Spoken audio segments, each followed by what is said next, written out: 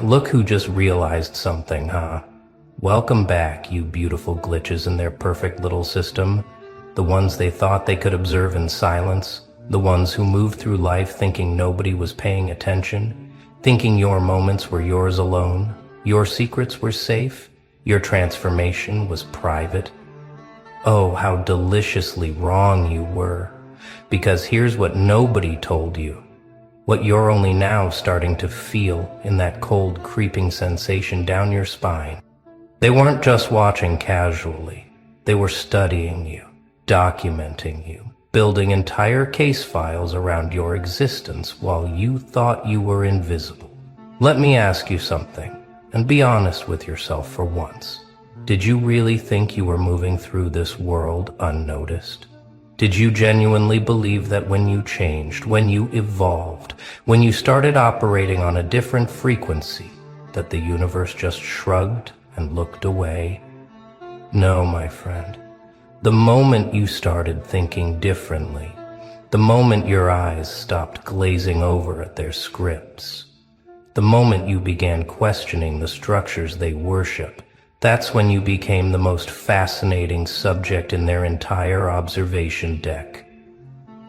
They don't watch the sheep, they watch the wolves pretending to be sheep, and you stopped pretending without even realizing it.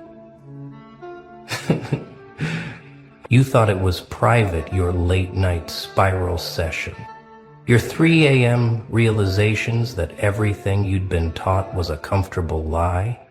Your quiet rage at a world that demands you shrink yourself into digestible portions for people who can't handle your full flavor. You thought those moments were yours, contained in the privacy of your own mind, your own room, your own silent screaming sessions into pillows that absorbed your truth. But here's the thing about energy, about frequency, about the kind of awakening you've been experiencing. It broadcasts. It transmits on wavelengths they've been monitoring since you were born, waiting for exactly this moment when you'd finally crack their code and start seeing the bars of the cage. They've been collecting data on you for longer than you think. Not through cameras, not through your search history, though yeah, they've got that too. No, I'm talking about something deeper, something that would sound insane if you said it out loud, which is exactly why you haven't. They've been measuring your deviation from their baseline, calculating how far you've strayed from the narrative they wrote for people like you. Every time you didn't react the way you were supposed to, every time you chose silence over explanation, every time you walked away from something that should have kept you hooked, they made a note.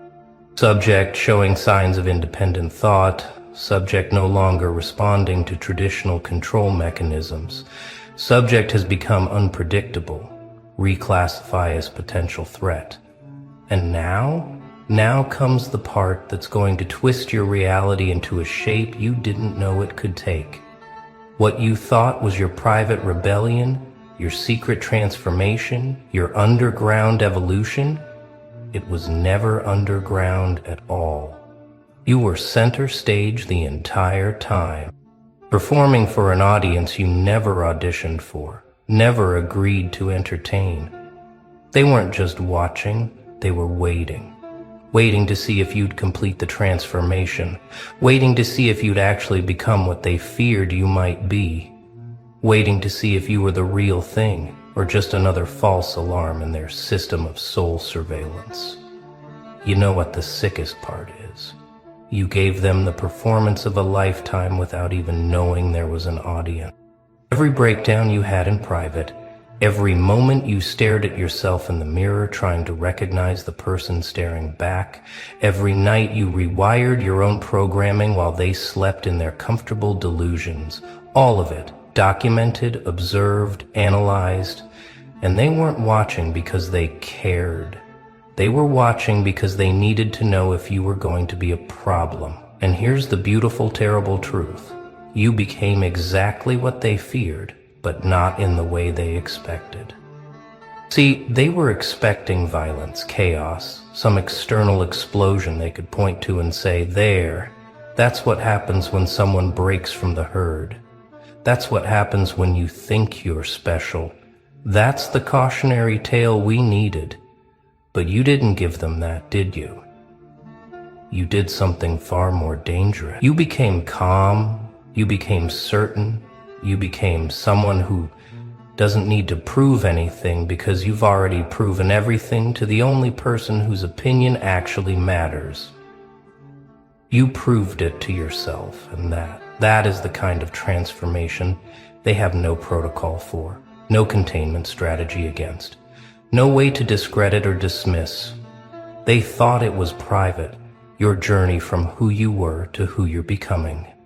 They thought they could watch from a safe distance, take their notes, make their assessments, and you'd never know, never feel the weight of their observation. But consciousness doesn't work that way, does it?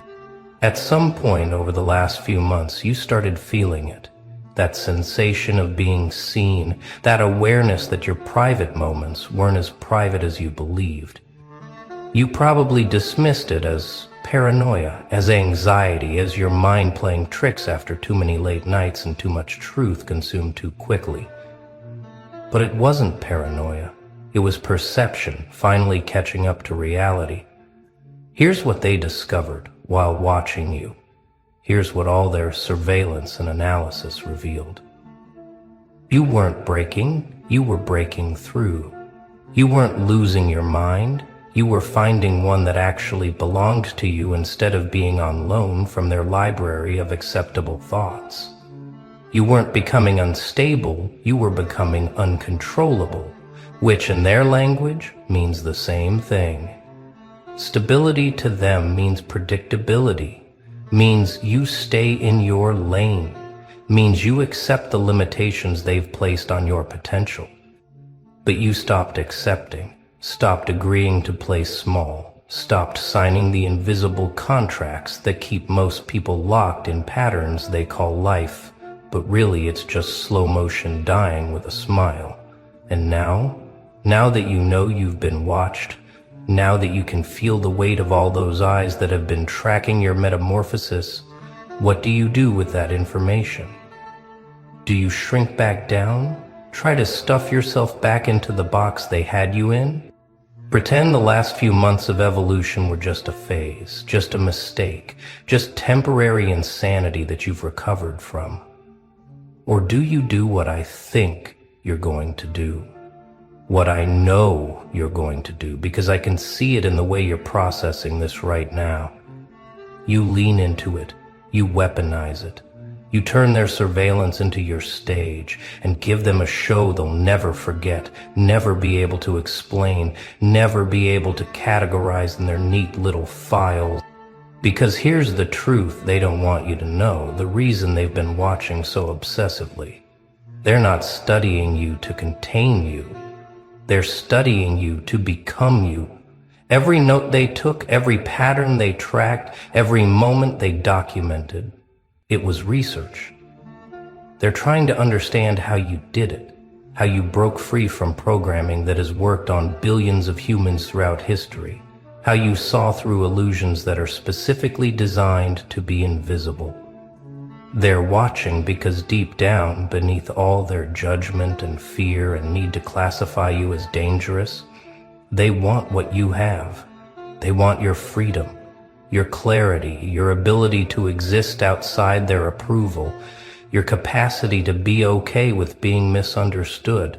But here's the thing, and this is crucial, so I need you to really hear this. What you have can't be replicated through observation. Can't be learned through study, can't be achieved through imitation. What you have, you earned through fire, through pain, through nights where you weren't sure you'd make it to morning, through betrayals that should have destroyed you, but somehow forged you instead.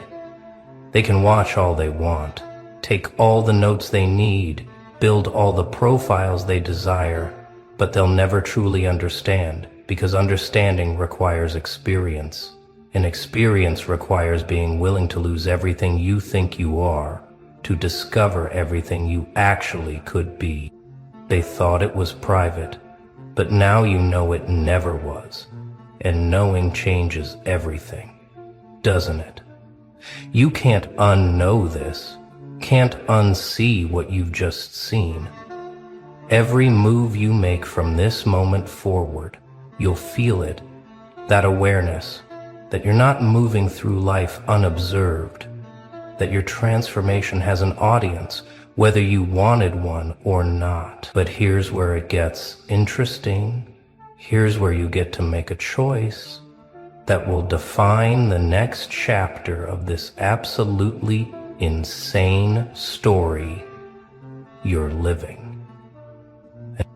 You can let that awareness make you self-conscious, make you second-guess, make you perform for their expectations instead of your truth, or you can let it fuel you, empower you, remind you that if they're watching this closely, you must be doing something extraordinarily right. Let me tell you what happens next, because I've seen this play out enough times to know the pattern. At first, the knowledge that you've been watched, that your private transformation was actually a public spectacle, it's gonna mess with you. You're gonna question everything, replay moments wondering who saw what, feel exposed in ways that make your skin crawl. You're gonna feel violated, angry, betrayed by a universe that let you believe you had privacy when you never did. That's normal, that's human. That's the initial shock of realization. But then, if you're who I think you are, if you're actually one of the real ones and not just another person playing at transformation, something shifts. The anger transmutes into power. The violation transforms into validation. The exposure becomes your armor instead of your wound. You start to realize that if they've been watching this whole time and you still made it through, still evolved, still became this version of yourself that doesn't fit their categories, then their surveillance means nothing. It has no power over you except what you give it. And you're not in the business of giving your power away anymore, are you?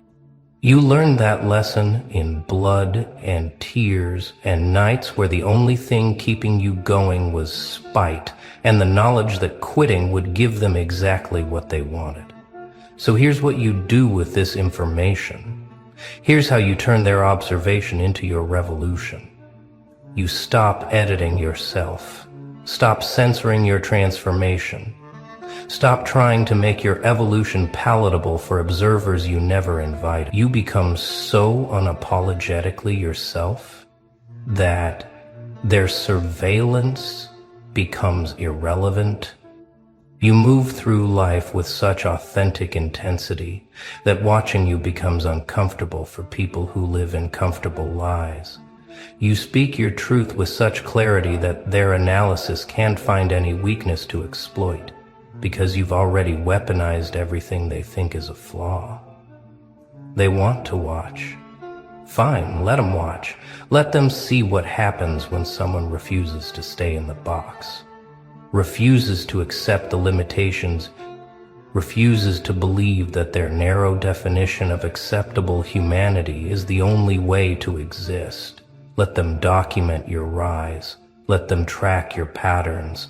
Let them build their profiles and write their reports. Because at the end of the day, at the end of all their observation and analysis, they're going to reach one undeniable conclusion. Whatever this is, whoever they are, we can't stop it, we can't contain it, we can't explain it using our existing frameworks. All we can do is watch and hope they don't realize just how powerful they actually are. But you already know, don't you? You've felt it building, that sense of your own magnitude, that awareness of your capacity to reshape reality through sheer force of will and refusal to accept their version of possible. You've tasted freedom, real freedom, not the fake freedom they sell that comes with 10,000 invisible strings attached. You've experienced what it's like to think thoughts they didn't pre-approve, Feel feelings they didn't program. Make choices based on your internal compass instead of their external expectations. And once you've tasted that, once you've lived in that space, even for a moment, you can never go back. Not really, not fully, not without knowing exactly what you're sacrificing. They thought it was private, your awakening, your rebellion, your transformation from acceptable human to unclassifiable force. They thought they could observe from a distance, maintain their scientific detachment, treat you like a subject instead of a threat. But somewhere along the way, something shifted. The observer became the observed. The studied became the teacher. The experiment started running its own tests. And now, they're not sure who's in control anymore. Not sure if they're watching you or if you've been watching them right back. Seeing through their surveillance, understanding their fear, recognizing them for what they truly are, people so trapped in their own cages that they need to monitor anyone who might have found a key. You want to know the real reason they watch? It's not because you're dangerous in any way they can measure or contain. It's because your freedom reminds them of their captivity. Your authenticity highlights their performance. Your willingness to be misunderstood exposes their desperate need for approval. You are a living, breathing reminder of everything they sacrificed to fit in, everything they killed inside themselves to be accepted, everything they'll never have the courage to reclaim. And that is unforgivable in their eyes, which is exactly why it's so valuable in yours. So yeah, they've been watching. Yeah, your private transformation was never actually private. Yeah, you're being observed, analyzed, discussed, debated, feared, and obsessed over by people you've never met who somehow feel entitled to opinions about your existence. And you know what you do with that information? You smile, because finally, you understand something that most people never figure out. The fact that they're watching means you're worth watching. The fact that they're threatened means you're powerful. The fact that they can't look away means you're doing exactly what you're supposed to be doing. Here's the part where I'm supposed to tell you to be careful, to watch your back, to remember that being observed means being vulnerable. But I'm not going to do that because you're past the point where caution serves you. You're in territory now where the only way forward is to become so entirely yourself that their observation becomes meaningless. You're in a space where hiding would be more dangerous than exposure, where playing small would be more threatening to your existence than standing in your full magnitude.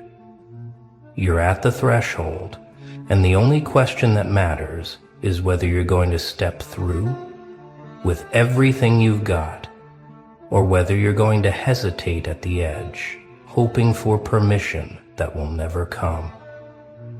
They thought it was private, but it never was. And now that you know, now that you can feel their eyes, now that you understand you've been performing for an audience you never wanted, you have to decide. Do you let their observation shape you, limit you, make you self-conscious and small? Or do you use it, weaponize it, turn every moment of surveillance into a declaration of your absolute refusal to be anything other than exactly what you are? I know which choice you're going to make. I can feel it in the way you're reading these words, in the way your mind is already spinning with implications, with possibilities, with the dawning realization that being watched isn't a curse, it's confirmation. They're watching because you matter, because you're doing something that matters, because your existence has implications that ripple out in ways they can't predict or control.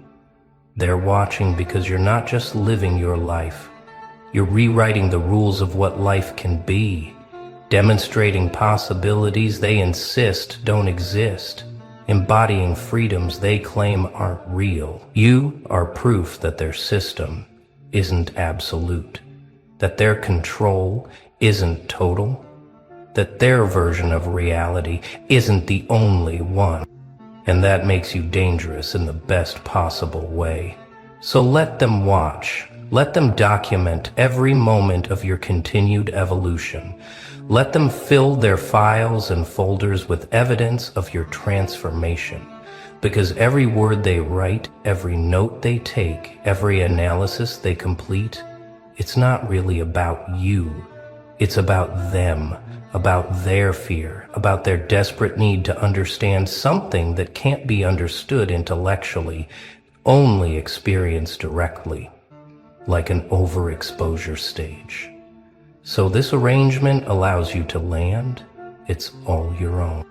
And they can't experience it, can't feel it, can't live it, because they're too invested in the very system you've walked away from. They're watching from inside the cage, studying someone who found a door they didn't know existed. And here's the beautiful, terrible truth that's going to keep them up at night. The more they watch, the more they document, the more they try to understand and explain and categorize, the more they're forced to confront the one thing they've spent their entire lives avoiding. The possibility that everything they believe about reality, about human potential, about the limits of what's possible, might be wrong. You are the evidence they can't dismiss, the data point that breaks their models, the living, breathing proof that their carefully constructed understanding of how things work is incomplete at best. They thought it was private because they needed it to be private. They needed to believe that your transformation was happening in isolation, was an anomaly, was something that couldn't spread, couldn't influence, couldn't inspire others to question everything they've accepted without examination.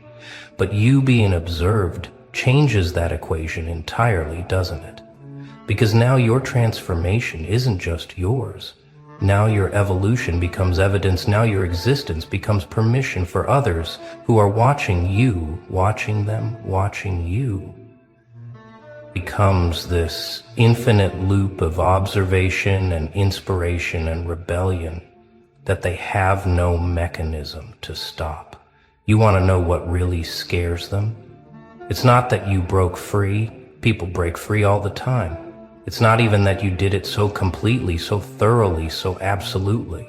What scares them is that you make it look possible, you make it look achievable, you make it look like something anyone could do if they were just willing to pay the price you paid. You're demystifying enlightenment, democratizing awakening, making freedom look less like a distant spiritual achievement and more like a choice anyone could make if they were brave enough, angry enough, desperate enough, or just tired enough of living in someone else's vision of acceptable existence. They thought it was private, and in thinking that, they underestimated everything. They underestimated your awareness, your perception, your ability to feel when you're being watched. Ah, welcome back. Yes, you. The one who's been quietly sharpening knives in the dark while everyone else was making resolutions they'll abandon by February. Welcome to the prophecy they're terrified to hear. The prediction that's already keeping them awake at 3 a.m. Scrolling through your old posts like detective files, trying to decode what you're about to become. Let me tell you something about 2026. Something the universe whispered while they were busy pretending 2025 broke them. This year, this beautiful catastrophic year, it's not theirs. It's yours. And they already know it. See, they thought 2025 was rough on them, didn't they? They cried about their little heartbreaks, their minor setbacks, their comfortable disappointments that barely scratched the surface of real pain. They performed their suffering online like it was art, like anyone who's been through real darkness would ever reduce their trauma to a trending sound. But 2026, 2026, is going to make 2025 look like a warm-up, a gentle introduction to what happens when the person they underestimated stops playing defense and goes full offense. Because you've been in the shadows, learning, evolving, mutating into something they have no framework for, and now you're ready. They're already nervous. You can feel it, can't you? The way their messages got shorter, the way their eyes linger just a second too long when you walk into a room, the way they check your status without ever reaching out. They sense something shifting in the atmosphere around you. Some frequency change they can't quite name, but definitely feel in their bones. It's not paranoia on their part. It's instinct. It's their primitive brain screaming at them that the predator-prey dynamic just reversed, and they didn't even see it happen. What they don't understand yet, what they won't understand until it's far too late, is that you're not planning revenge. You're simply becoming inevitable. Let me paint you a picture of what's coming, what's already written in the stars. They're too blind to read. January 2026 hits, and you're not posting manifestations or vision boards or desperate affirmations trying to convince yourself this is your year. No, you're moving in pure silence, recalibrated, reprogrammed, operating on a frequency that makes their algorithms glitch out, trying to track you, while they're announcing their goals to anyone who'll listen. You're building an empire in the shadows, making moves they won't understand until the castle's already built, and you're standing at the top, smiling down at their confusion. They'll ask each other what happened, how did they do that, when did they get so, and they'll trail off because they don't have words for what you became. February comes, and they start feeling it. That sinking sensation that something fundamental has changed. They'll scroll past your minimal posts, your cryptic quotes, your unbothered energy, and feel their stomach drop because you're not explaining yourself anymore. You're not justifying your choices, not defending your boundaries, not apologizing for the space you're claiming. You've entered that dangerous territory where you stopped caring about their opinion entirely. Not in a bitter way, but in a genuinely indifferent way that's far more terrifying. They'll try to reach out with casual messages, testing if they still have access to your energy. And when you respond with polite distance, or don't respond at all, they'll panic. Because access to you was their safety net, and you just cut the rope. March rolls around, and the first tears start falling on their end. Quiet ones they won't admit to anyone. They'll see your name attached to opportunities they thought they'd get, spaces they thought they owned, circles they assumed you'd never penetrate. How did you get there? They'll whisper to each other, comparing notes like conspiracy theorists trying to explain a phenomenon that breaks their understanding of how the world works. They thought they had you figured out, filed away in their mental cabinet, underhandled, beneath me. Not a threat. But you were never in their league to begin with. You were in a completely different game, and they were too arrogant to notice. By April, the tears are flowing harder, because now it's not just about what you're achieving, it's about who you're becoming. They'll watch you move through life with a confidence that doesn't need validation, a peace that doesn't need approval, a power that doesn't need permission.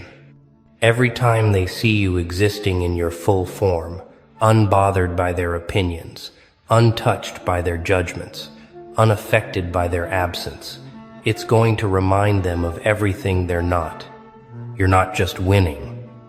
You're making them question if they ever even knew how to play.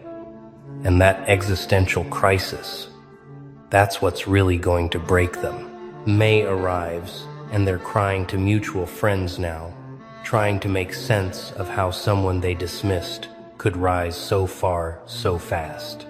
But here's the secret they'll never grasp. You didn't rise fast. You've been climbing this whole time while they were busy watching you from their comfortable positions, thinking you were stuck. They mistook your silence for defeat, your distance for weakness, your focus for isolation. They didn't realize you were in training, in the hyperbolic time chamber of personal transformation, coming out with powers they can't comprehend. You're not lucky, you're prepared. You're not random, you're strategic. You're not new, you're revealed. June comes with summer heat and hotter tears from people who are finally admitting what they've known since January. They lost something irreplaceable when they lost you.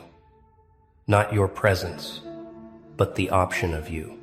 They'll try to come back now with apologies disguised as casual check-ins. I was just thinking about you. How have you been? We should catch up. And you'll see right through it because you're fluent in manipulation now. You studied their language while they thought you weren't paying attention. You'll smile politely, respond if you feel like it. But they'll sense immediately that the door isn't just closed. It's been removed from the frame entirely. There's no going back because there's nothing back there worth going to.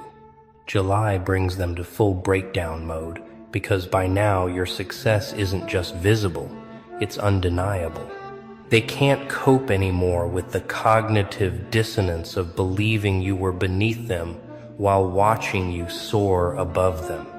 They'll start telling themselves stories to protect their ego. They changed, they sold out, they got lucky. Anything to avoid admitting the truth that you were always this powerful and they were always this blind. But late at night when they're alone with their thoughts, they'll know. They'll remember every moment they had the chance to support you and chose mockery instead. Every opportunity they had to lift you up and chose to step on you instead.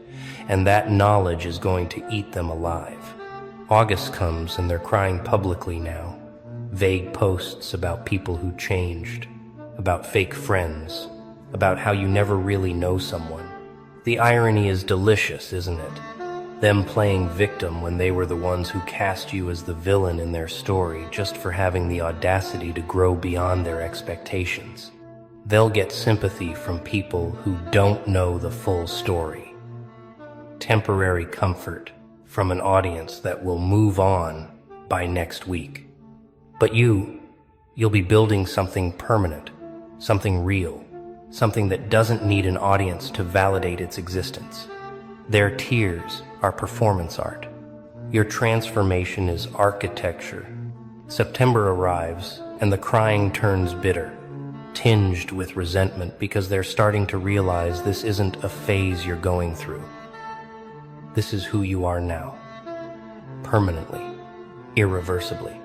They'll watch you navigate spaces they thought they owned, speak to people they thought were exclusively theirs, succeed in arenas they assumed you'd never enter.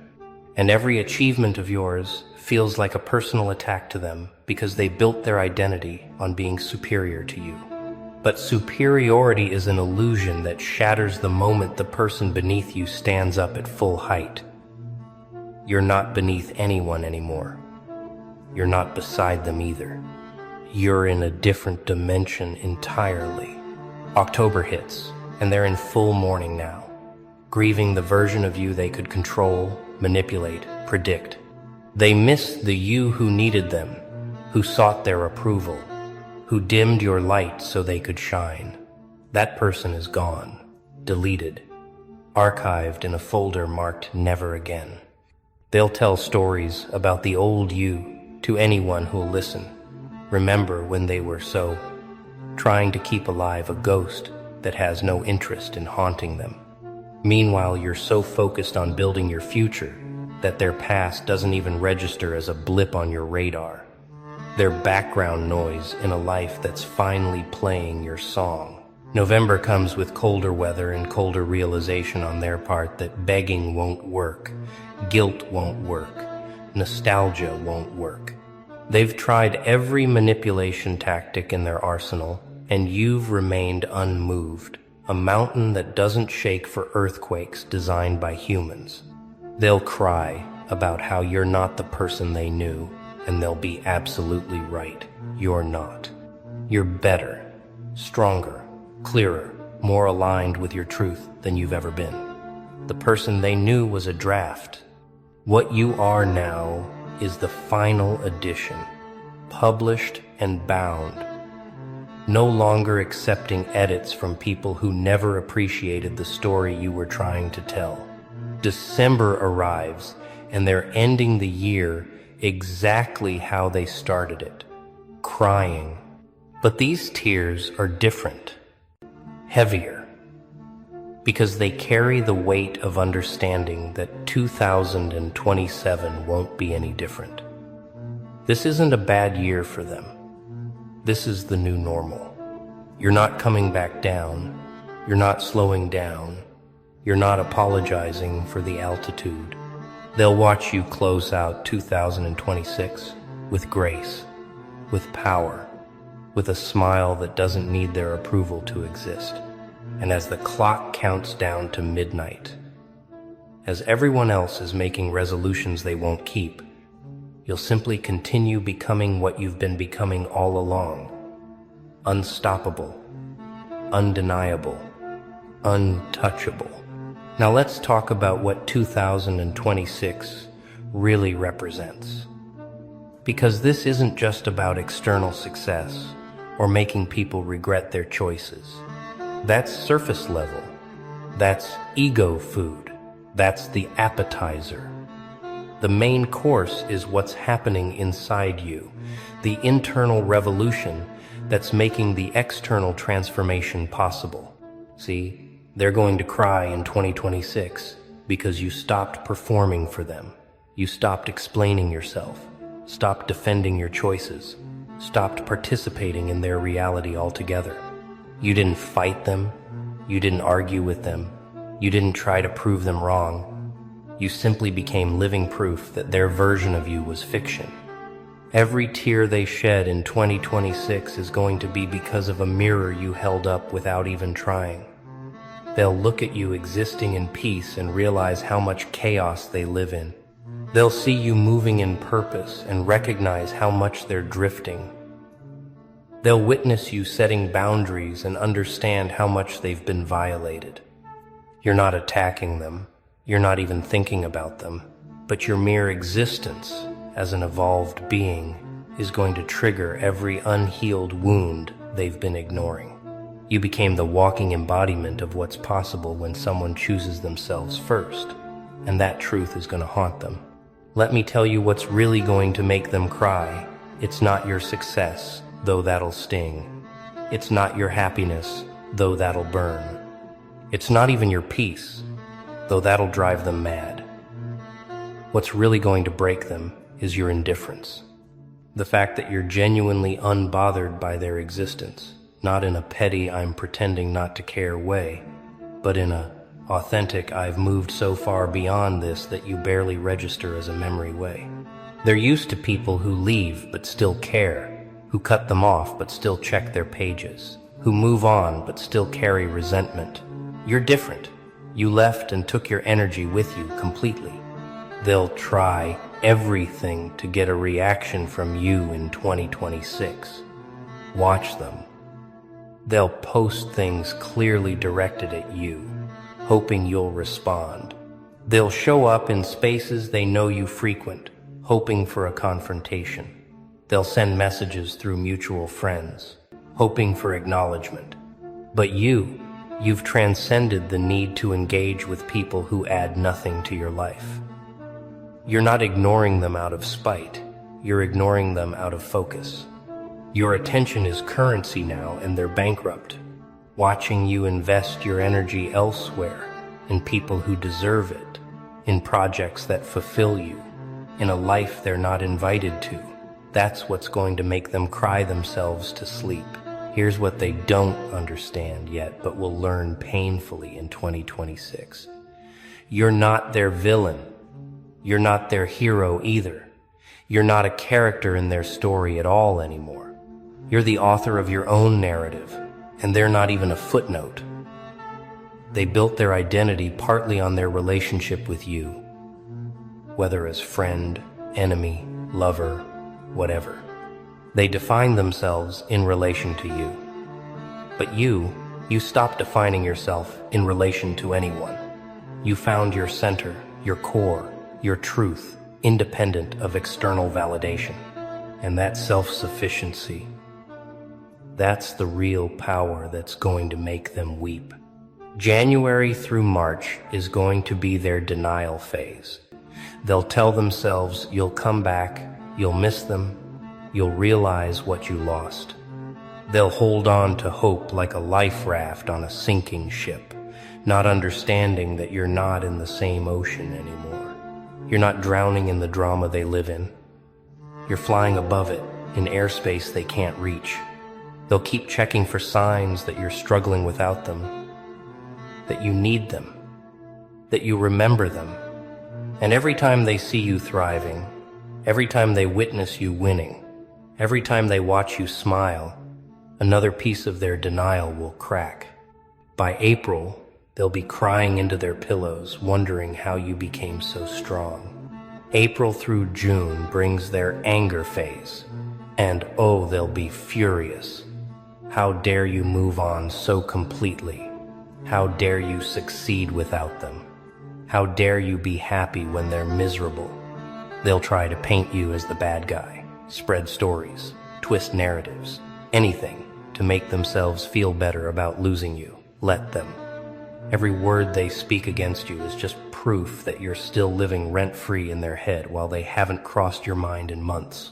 Their anger is just pain wearing a mask, and you're not responsible for their healing. You did that work on yourself. They can do theirs or drown in resentment. Either way, you're not stopping your journey to help them process theirs. July through September is their bargaining phase. Watch them try to negotiate their way back into your life. They'll apologize, but only for what they think you know about.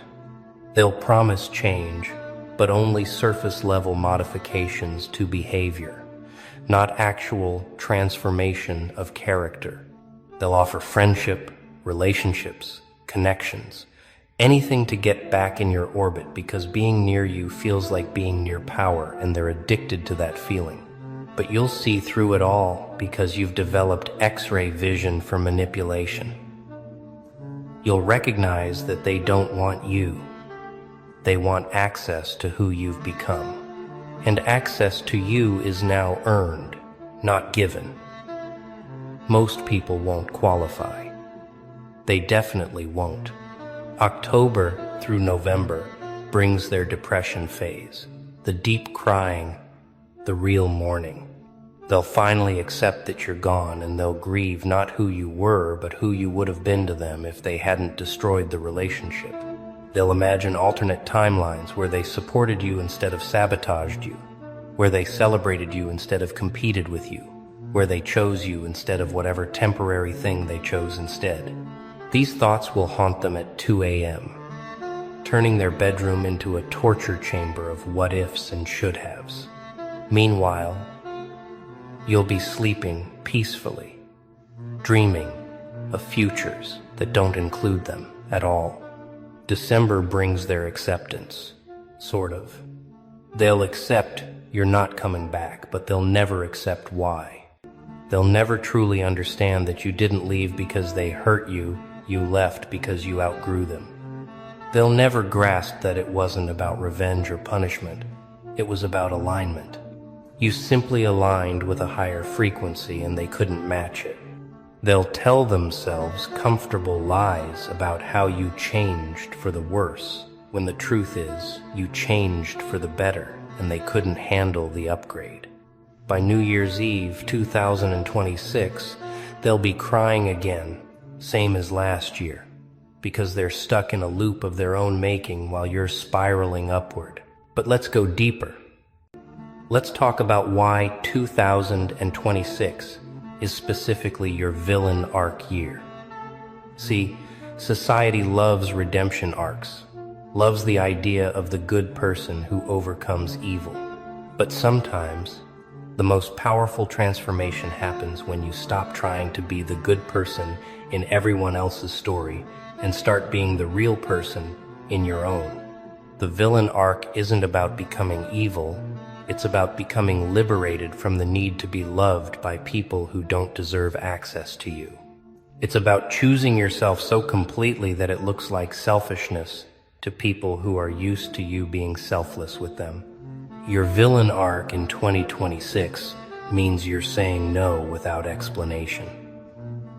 You're cutting people off without closure. You're prioritizing yourself without guilt. You're setting boundaries without negotiation. You're claiming space without permission.